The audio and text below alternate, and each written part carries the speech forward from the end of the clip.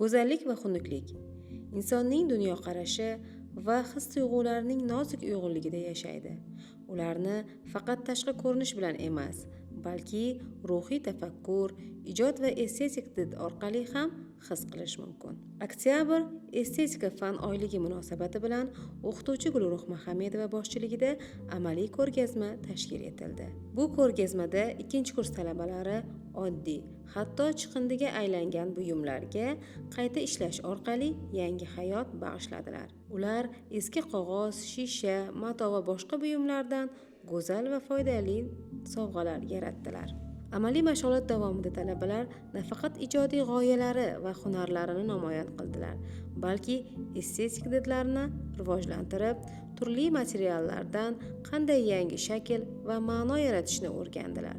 Har bir sovg'aga munosib nom tanladilar va raqamlar bilan taqsimladilar. Keyin esa qur'a orqali o'z egalariga topshirdilar. Bu tadbir go'zallikni yaratish va qadrlash, oddiy narsalardan ajoyib natijalar olish mumkinligini ko'rsatdi. Shu tariqa talabalarning ijodkorligi va his-tuyg'ulari uyg'unlashdi va go'zallik har bir insonning qo'li ostida ekani yana bir bor isbotlandi.